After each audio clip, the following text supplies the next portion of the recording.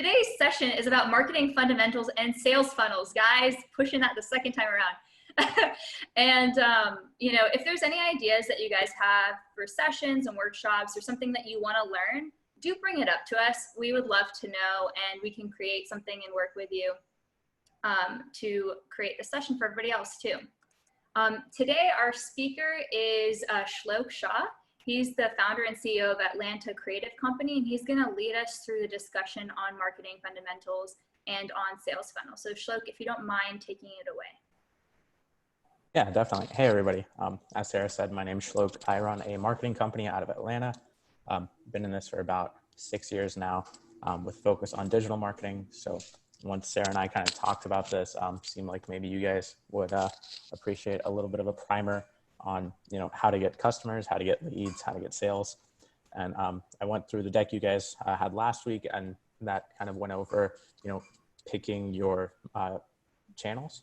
And now we're going to dive a little bit deeper to show you how you can turn leads or advertisements on those channels into, sales. I wanted to step back and look at a bigger picture for marketing. So I'm not sure how familiar you guys are with the 5 C's, the 4 P's.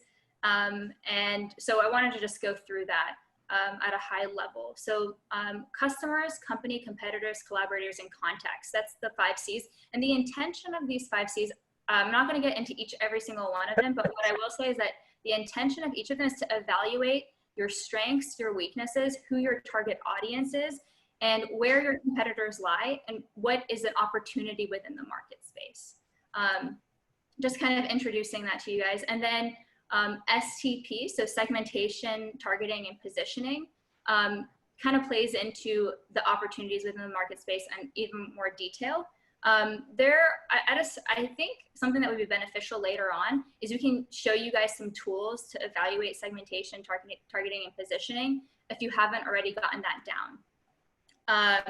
And then finally, the marketing mix. So what is your product? What is its offerings? How are you going to distribute it? What are some channels and places? And then promotion is what we've been focusing on last week and this week.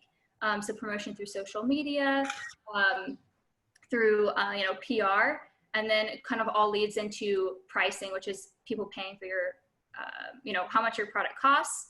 And then finally, customer acquisition, profits, and customer retention, which is what this last promotion through this kind of, we're going to touch on the customer acquisition, profits, and retention towards the end of the session, ROI. To get started, I think I wanted to touch on what is a sales funnel. So for a lot of people, when you're making any sort of purchase decision, whether you know it or not, you are going through some sort of sales funnel that's been designed by either the company you're buying from or the individual who's providing a service for you. A lot of people create unintentional sales funnels in their business where they're not managing it. They just take a more of a, if you build it, they'll come approach. But the key to having an effective sales funnel is being able to manage it and understand each step of it and troubleshoot any issues you might be having within those steps. So by definition, a sales funnel is nothing more than a series of steps that guides your audience to making a decision.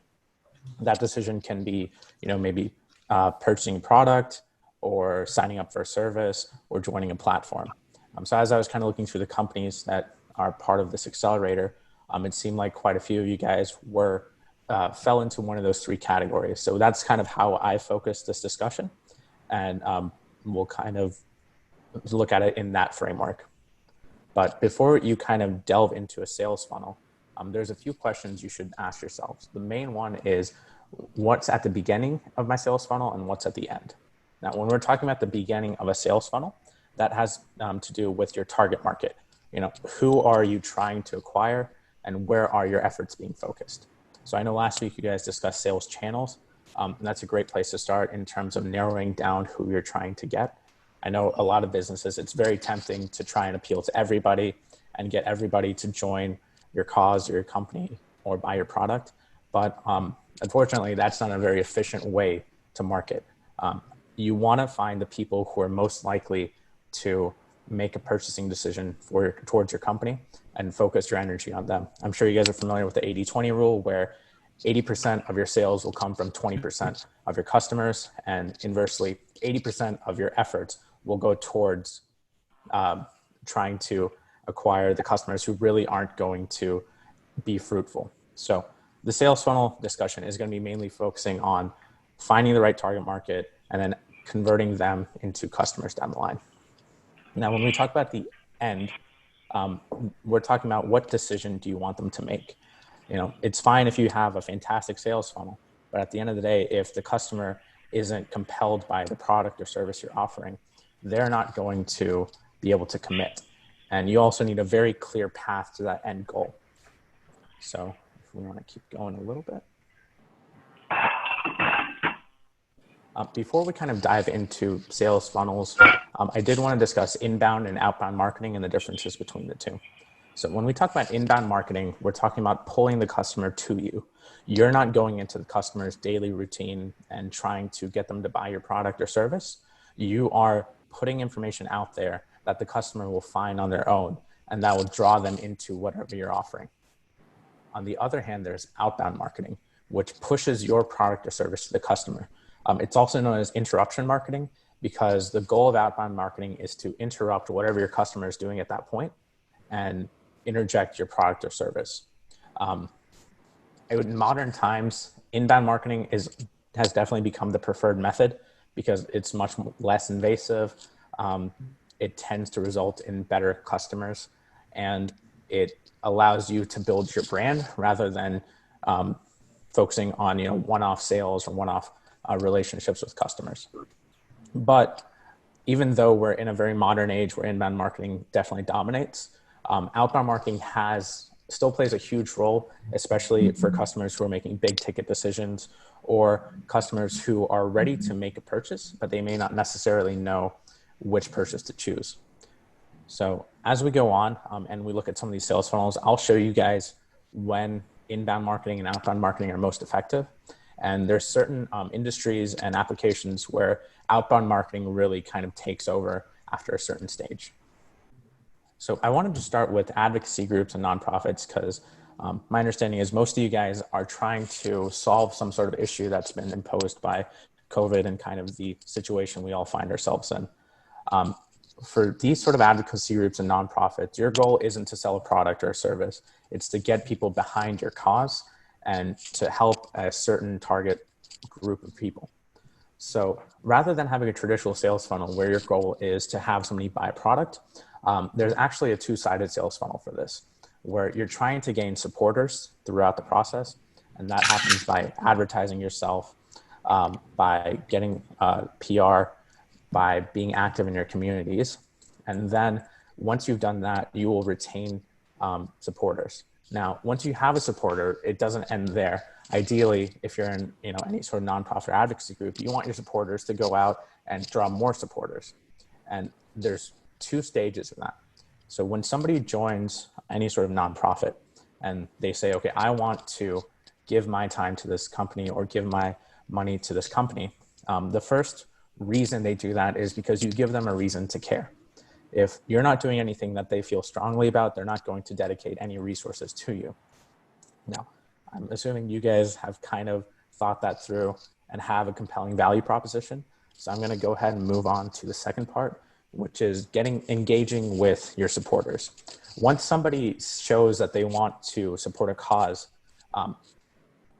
you're doing them a disservice if you don't engage with them continually, because they feel strongly enough to sign up for a volunteer opportunity or donate funds or pledge their support to your company.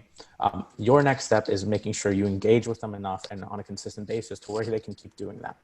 So that comes in the form of maybe thank you messages or updates on what's going on in the company.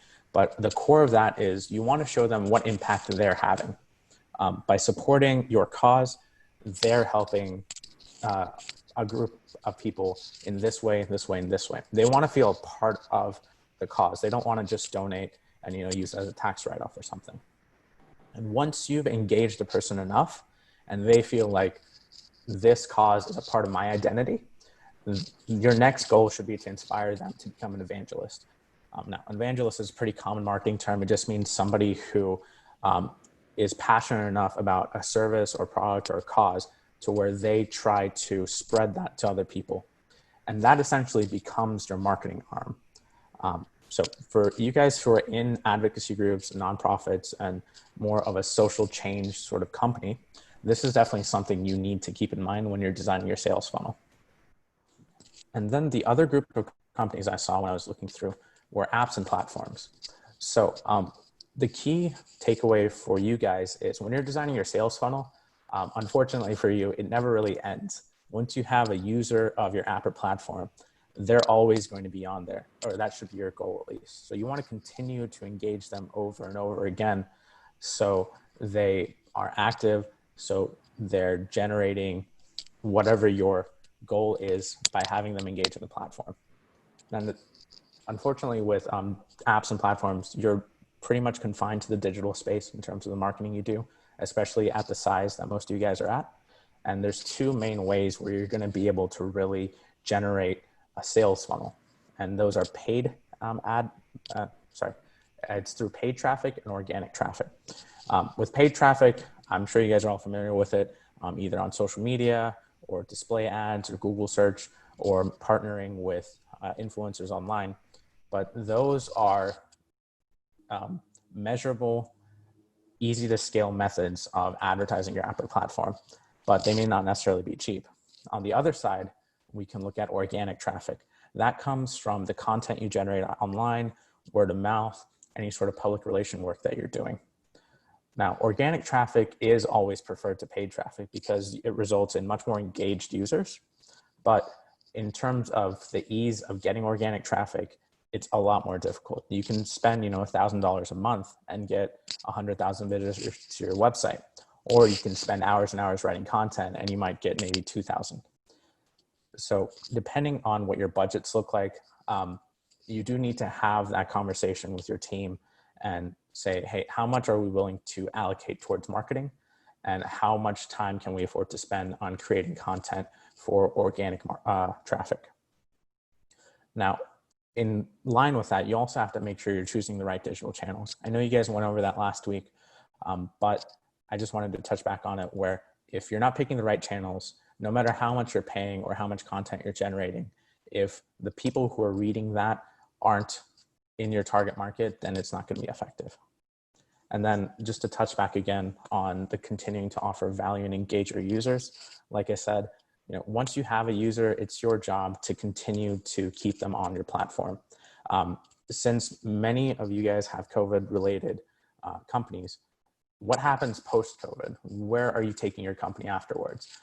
Say we all get vaccines, say everything opens back up. What's the next step for you? And that may be a year down the line, but it's something you should definitely start thinking about now when you're still designing your sales funnel and even kind of developing your company. Then the last example of sales funnels I wanted to go over was the more traditional one, which is goods and services.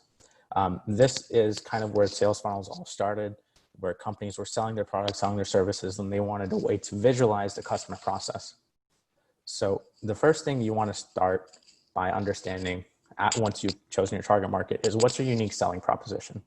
What makes you different from everybody else who's selling the same product or a similar service? And you really need to focus all of your marketing, all of your efforts behind that USP.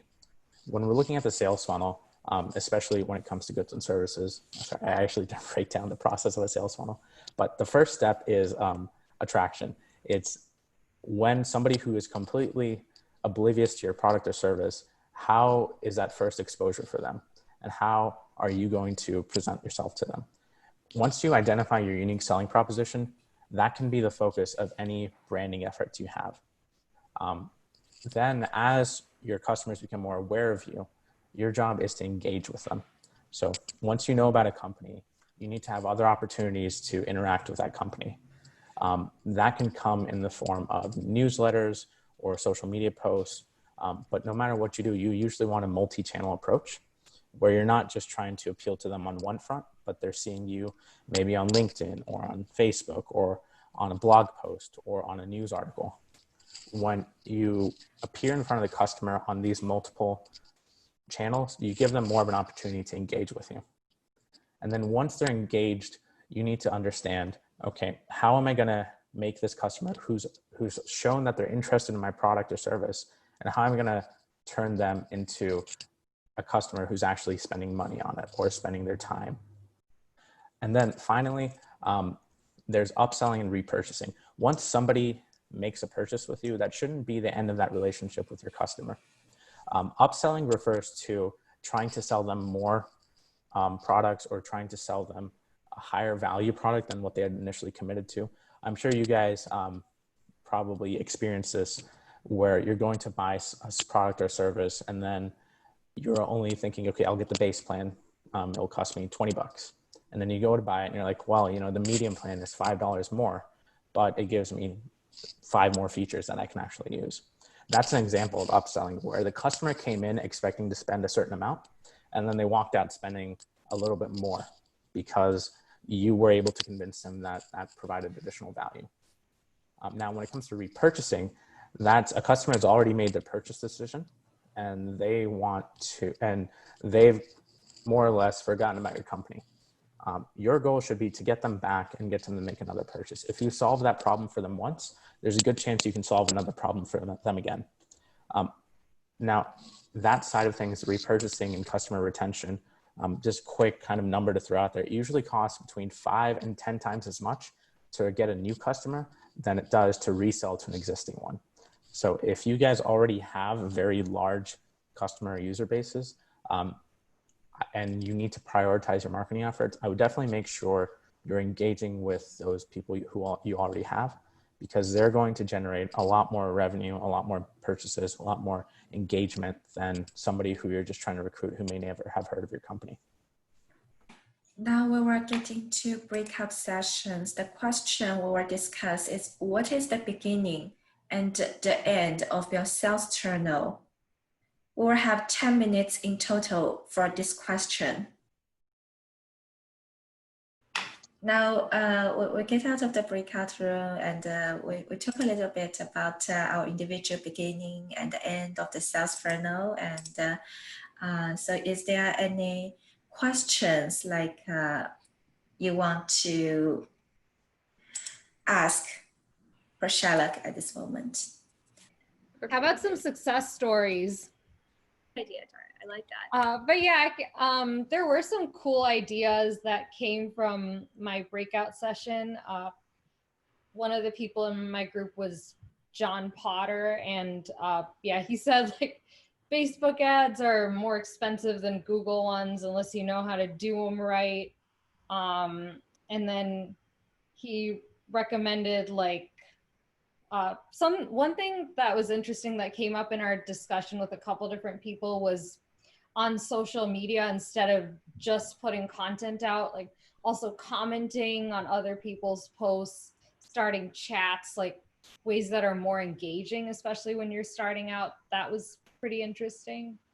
Yeah, I really like that. Like something that I enjoy on like social media is when somebody asks a question like, what is your favorite song or something. Like I know that that's not specifically within the context of a company, but structuring it like that does engage your audience, like asking a question to the audience, making it colorful. So I think that's a good point. There's a really clever group that I have been tangentially aware of, and their name is Fluent Forever. They're like a Duolingo but better. So they did some really targeted marketing where they found out, because Duolingo uses Facebook social data. So they just pinged everyone that's downloaded Duolingo, please advertise our services to the ones that stop utilizing Duolingo, because they likely failed or didn't really use it so well. So they capture the audience that the other companies marketed to already. So, I mean, Awesome. We're doing novel things, but we're not reinventing the complete wheel. So if you can figure out the marketing channels of your competitors, and they make a very nice footprints in social media because of how social media marketing looks like, you could very easily scrape their methodologies or even scrape their users because they're making it publicly available. Definitely. I mean, at the end of the day, if you don't really know where to start, seeing what your competitors are doing are a great place. And like was just said, basically you can always see who's engaged with your competitors, and no matter what platform you're using, you can always target those specific people. So, if you're wanting to steal some users from another platform, that's a great way to do it. Shlok, there is a question from Tom here in the chat that says, do you have any tips on retaining and keeping volunteers engaged? Oh, yeah. So in terms of engaging with volunteers, a lot of it's just about communication. You want to give them, it's almost like you're creating a structure for them to be engaged. Like say when you were at school, you had, certain things that were due each week, certain expectations on when you would receive updates. You want to give your volunteers that sort of structure.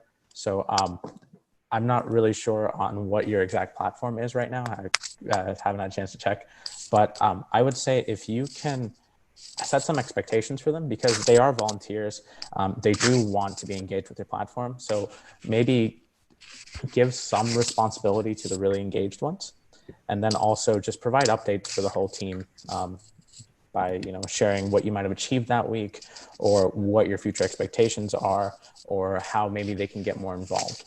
And depending on the size of your volunteer group, a lot of times just some one-on-one engagement is really the best way. If you have 40, 50 people that you can talk to on a relatively consistent basis, even once a month, to see where they're at and where you might be able to improve or how they can get more involved, that's probably the best way to do it. I mean, as you scale, that's going to become less feasible, and you'll have to design systems that can kind of check in with people in that sense. But I think depending on your scale, direct engagement is definitely the best way to do it. A tiny recommendation that we found success with is that we use a lot of student volunteer, as well as people that are doing their own development for their own commercial long goals. And I find that volunteers are very altruistic, but they generally have a motivation for volunteering. So for our students, we made a really fun certificate program that they can actually post on LinkedIn and kind of get some street cred with. So it's those physical manifestations of the traction of what they committed to, I think really is great, because they can start blazoning it and getting more attention for you.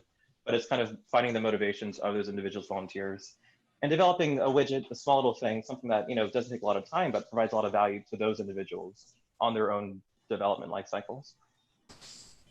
Okay, so in terms of measuring your sales funnel success, so once you've designed your sales funnel, the benefit of intentionally designing a funnel is you can now understand whether you're succeeding or failing. And the way you do that is by setting specific key performance indicators, KPIs, that you track consistently over a period of time. Now, here are just some general ones that you guys can use. I'll kind of go through a couple of the major ones that I would definitely advise keeping in mind. So obviously there's the sales side of things and the user side of things. Whatever your end goal is for that customer, you definitely want to keep track of that. But you also want to keep track of things that you might not be thinking of, like market share. So you may have a certain share of the market, but is it 1%, is it 5%, is it 10%, and what are your opportunities for growth? Return customers are always a great thing to keep an eye out for. If you have people who are consistently coming back and using your service, you know that they're really satisfied. But if 90% of your customers aren't coming back, there might be a problem that you need to address. Share of voice refers to how much is your company a part of the conversation. For a lot of smaller companies, that's difficult to measure. But as you scale, there's a lot of tools and software you can use that'll show you, okay, you have X% of the share of voice in this industry or conversation or among these competitors. And then another thing you want to keep track of is customer attrition. That's how many customers you're losing, especially for platforms. I'm sure you guys are all familiar with your numbers for that. But even if you have 1 million people joining, if 900,000 of them don't use the platform after a week, then obviously that's going to be a major issue. And then the last thing is bounce rate. This primarily refers to your web pages. If people are jumping on there and then they're not staying long and they're jumping right off. But in terms of the larger sales funnel, if we can kind of keep an eye out for at what steps of the sales funnel am I losing my users, that will help you identify where you need to make improvements. Now, once you've identified those KPIs that you want to track, the first thing you should do is set goals for them. If you don't really know where to start, definitely do some industry research and see what people around you are doing. There's a lot of tools you can use to look at competitors or to look at the industry as a whole to see what kind of sales figures you might be expecting, what kind of website traffic you can expect, what the cost per acquisition is, things like that. And then when somebody said something. Yeah, sorry, one request. Do you mind putting your speaker a little bit farther away from your clothing, because it's just bouncing off of it and creating some stuff. Sorry about that. All good, all good. Yeah, so when you're setting your goals, you can definitely research your competitors in the industry. You want to make sure you're setting achievable goals. It's better to start low and then bust through the goals and adjust up than to start high and have to adjust down. And then on that same topic, you can definitely adjust them as needed, especially if you're in the early stages of your company. You're not going to really have a complete picture of what you can expect in terms of sales or any of these major goals. So feel free to change them as you feel appropriate. You're not committed or married to them. And then once you have your goals, once you have your KPIs, an important thing is to understand the context of them. It's not enough that, okay, our sales went up this month. You should try to answer the question of why did they go up? And you should have some sort of consistency in that tracking to where, maybe you have a monthly meeting to review them or a weekly meeting to review them. And you should use the same metrics over time and obviously add to them if there's any new ones that you see would be effective, or remove if you see any that you're not really getting any valuable information from. But as you keep tracking them over time, and as you do your best to explain the reasons behind any changes, then you can really start understanding your sales funnel and your overall marketing strategy in a quantifiable way. And, down the line, when you're going to share this information with, investors or anybody who has a stake in the company, you have a language to communicate that. And that will really help kind of get your value across and help you make the right decisions in terms of marketing. And these are just a few examples of some KPI dashboards across industries. So at the top left, you guys will see a much more, let's see, that's phone calls and store visits. So that's more of a sales, like a traditional sales platform, where maybe you have a brick and mortar store, you're trying to get customers and you're tracking the website visits, the phone calls that you're getting from your advertising. On the right, that's a donor platform for nonprofits and advocacy groups. They're tracking their donors, they're tracking the donor retention, they're tracking donation amounts, history over time. These are all dashboards that are generated by third-party software, but if you don't have access to these sort of softwares, you can always just use Excel at the end of the day. But having a dashboard like this that helps you visualize your KPIs and consistently compare it over a period of time is always a good tool to have. And if you set it up now at the early stages of your business, you'll be able to use it in the future rather than having to set it up down the line where, you might have gotten a little, okay, sorry, I was reading chat, where you might have had too many metrics to keep track of, and who knows what you might have missed in the past. So actually, yeah, I'll go right into the tools afterwards.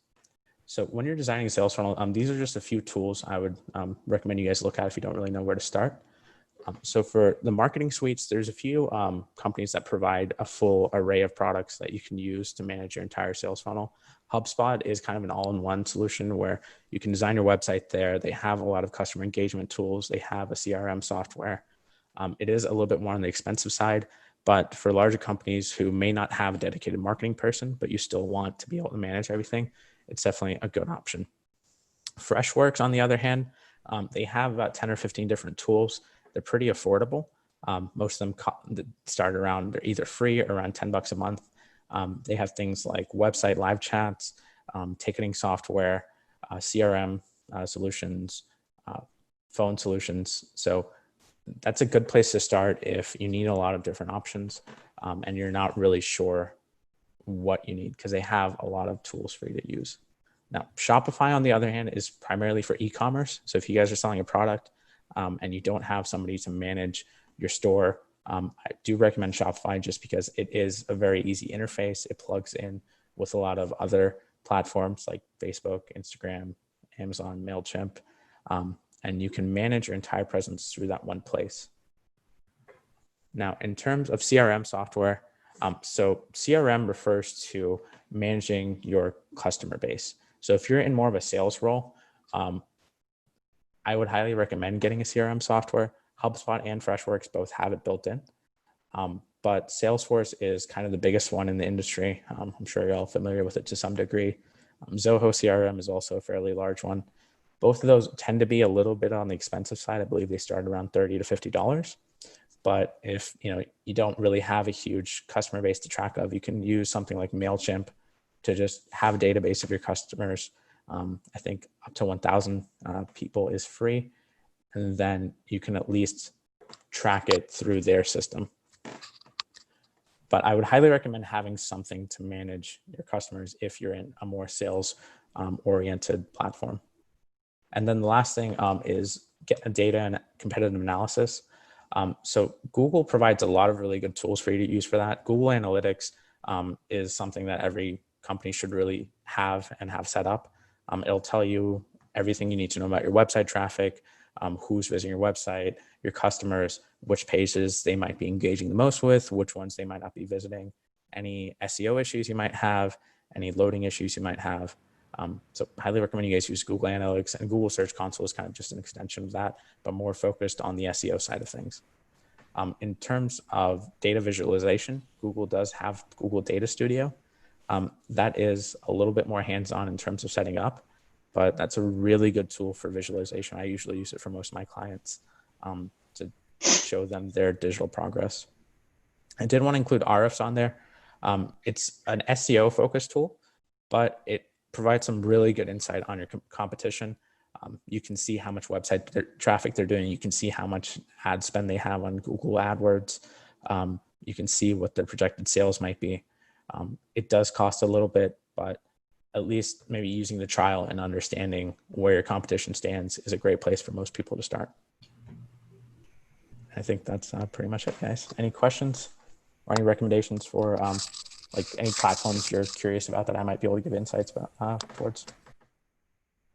Yeah, the CRM that I like to refer to people that don't want to pay for a CRM is Insightly. It's a really decent size one. It's pretty powerful. And if you're okay developing some decent stuff on Excel spreadsheets, I think you could see that you can really leverage Google Data Studio to be the bridges for what the free stuff doesn't offer, if you're savvy enough to be able to make a visual dashboard of GDS. So you can kind of like piecemeal your perfect CRM if you don't feel like paying for one yourself from the start.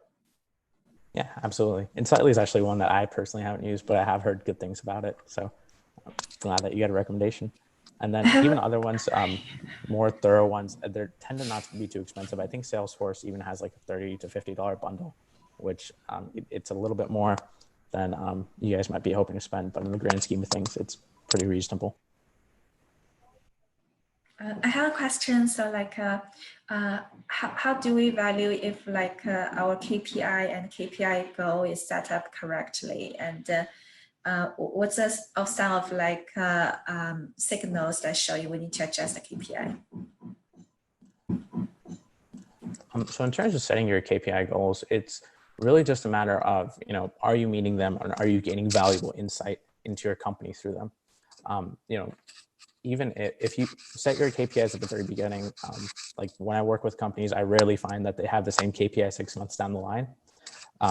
So I wouldn't be too scared of setting the wrong goals. Just set some to start with.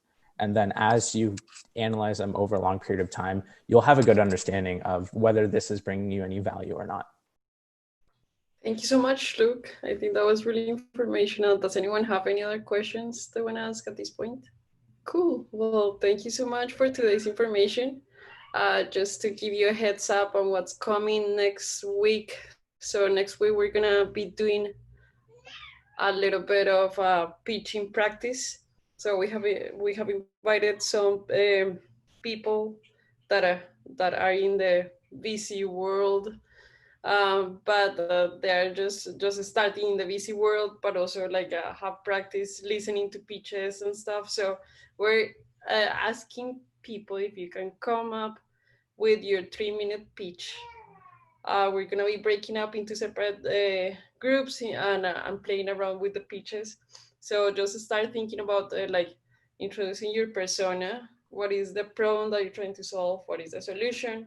And where is your one-liner? So like start thinking about your 3-minute pitches for next week.